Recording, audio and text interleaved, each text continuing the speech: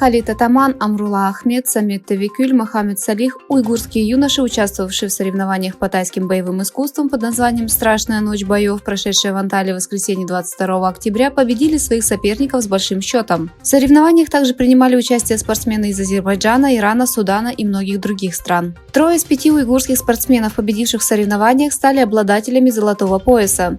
Халид Атаман, тренер стамбульского клуба «Атаман Джамбаз» и вице-президент Ассоциации спорта и развития Восточного Туркестана, в первом раунде категории до 73 килограммов победил своего суданского соперника Ахмета Мухаммеда. В соревнованиях, в которых приняли участие 2 молодых спортсмена, в том числе Мохаммед Салих из клуба «Атаман», Амрула Ахмед занял первое место в категории до 73 килограммов, победив с высоким счетом своего иранского соперника. Эти спортсмены, вышедшие на поле и победившие своих соперников, размахивали флагом Восточного Туркестана и были одеты в уйгурские национальные костюмы, чем были встречены восторженными аплодисментами народа. Ведущий программы также представил уйгурских исполнителей в микрофон. Приехали игроки из Восточного Туркестана.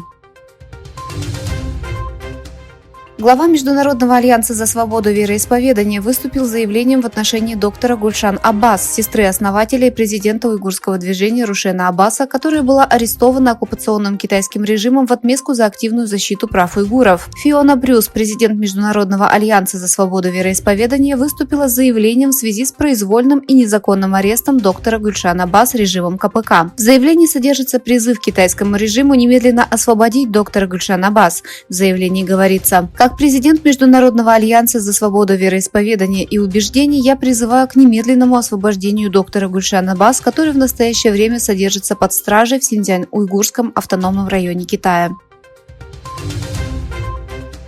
США объявили о санкциях против 3 китайских технологических компаний, которые поставляют в Пакистан детали для ракет. В заявлении, сделанном Госдепартаментом США 20 октября 2023 года, сообщалось о введении санкций в отношении 3 китайских компаний. Это General Technology Limited, Beinglu Technology Development и Changzhou Utec Composite Company.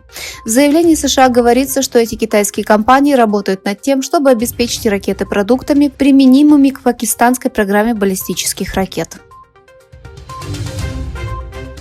Министерство иностранных дел Канады заявило, что выявило связанную с Китаем кампанию по дезинформации, направленную против ряда политиков, включая премьер-министра Джастина Трюдо.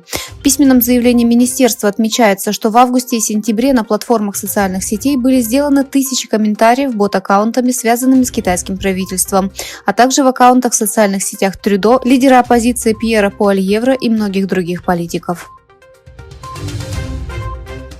Согласно данным, опубликованным Главным таможенным управлением Китая в начале месяца, двусторонний товарооборот между Россией и Китаем в сентябре превысил $21 миллиард. Это самый высокий уровень с февраля 2022 года, когда Москва начала вторжение в Украину. Сразу после визита президента Российской Федерации Владимира Путина в Пекин было подписано множество соглашений о сотрудничестве между российскими и китайскими компаниями в различных отраслях, от производства до логистики, от электронной коммерции до сельского хозяйства. Подписи были поставлены во время конференции в городе Шэньян, провинции Ляньань на северо-востоке страны. В конференции приняли участие представители российского правительства, бизнес-сообщества и около 800 китайских компаний, которые надеются выйти на российский рынок. Руководители спецслужб Великобритании, Канады, Австралии и Новой Зеландии, встретившиеся в США с директором Федерального бюро расследований Кристофером Рэем, выразили обеспокоенность деятельностью Китая по технологическому шпионажу.